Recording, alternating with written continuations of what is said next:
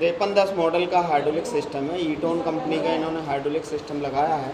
तो अभी अपन देखेंगे किस तरह से ये काम कर रहा है। तो आप ये देखेंगे यहाँ पे ये कंट्रोल वाल्व लगा हुआ है जिसके अंदर सारे वाल्व लगे हुए हैं और पंप का ऑयल यहाँ आता है। यहाँ से ये आप देखेंगे रेट ऑफ ड्रॉप नॉब आपको दिखाई दे रहा है, जो लोअरिंग को कंट्रोल करने के वॉल्यूम कंट्रोल वाल्व लगा है। ये प्री सिलेक्टर नॉब है कि आपको इंटरनल सिलेंडर इसके अंदर लगा हो उसको सिलेक्ट करना है या अलग से कोई सिलेंडर लगा हो उसको सिलेक्ट करना है, तो यहाँ से आप कर सकते हैं। फिर आप देखेंगे इसमें यहाँ पे रैम सिलेंडर के एक सिलेंडर सेफ्टी वाल्व दिया हुआ है। इसमें कॉनकेव वाइसर लगे हुए हैं, स्प्रिंग नहीं है, और वो सेफ्टी वाल्व की तरह काम करता है अगर सिलेंडर पर बहुत ज़्यादा लोड आता है।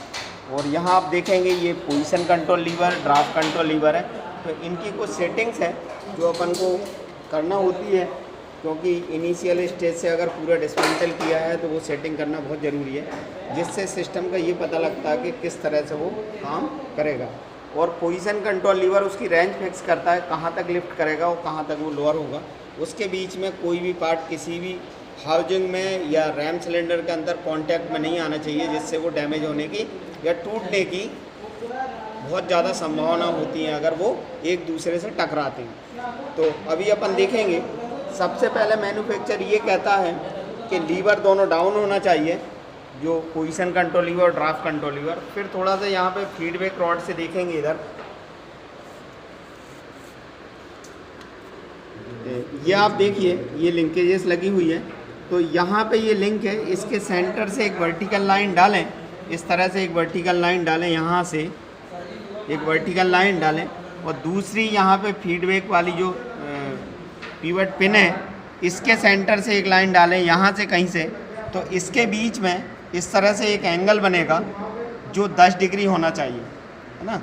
तो यहाँ से इस सेंटर से और इसके सेंटर के बीच में, और हमेशा ये वाली जो पोजीशन है क्लॉकवाइज होनी चाहिए, मतलब ये वाली जो वर्टिकल लाइन है उसके क्लॉकवाइज डायरेक्शन में 10 डिग्री का एंगल बनना चाहिए, तभी ये आपका सिस्टम काम करेगा। फिर इसके बाद में आप देखेंगे ये जो कर्व दिखाई दे रहा है और ये पिन है, इसके बीच में 3 mm का गैप होना चाहिए जब लिफ्ट आर्म को मैक्सिमम आप लिफ्ट करते हैं।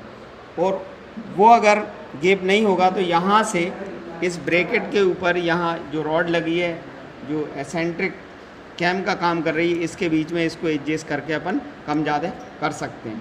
और दूसरा 10 डिग्री जो आपने सेट किया है उसके पीछे यहाँ पे एक बोल्ट लगा हुआ है, एडजस्टिंग रॉड है, इसको भी आप कम ज़्यादा कर सकते हैं यहाँ से खोल के।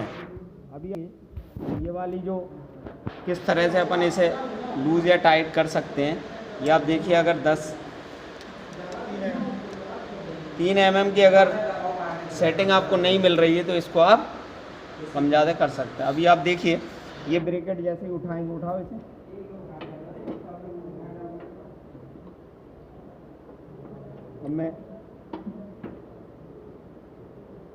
अब मैं आपको दिखाना चाहूँगा कि यहाँ पे आप देखिए ये वाले जो पिन है और ये ब्रैकेट है, इसके बीच में 3 mm का गैप होना चाहिए। ये अगर गैप नहीं है, मैं थोड़ा सा यहाँ पे दिखाना चाहूँगा, ये वाली जो लाइन है और ये कर्व है, इसके बीच में 3 mm का गैप होना चाहिए, और नहीं है सेटिंग तो यहाँ से अपन इसे सेट करेंगे।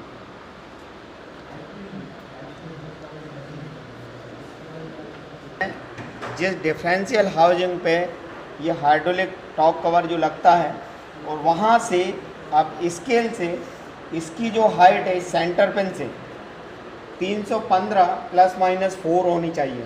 जब ये लिफ्ट करेगा, आप उठाइए इसे, तो इस सरफेस से और इसकी लंबाई कितनी होनी चाहिए?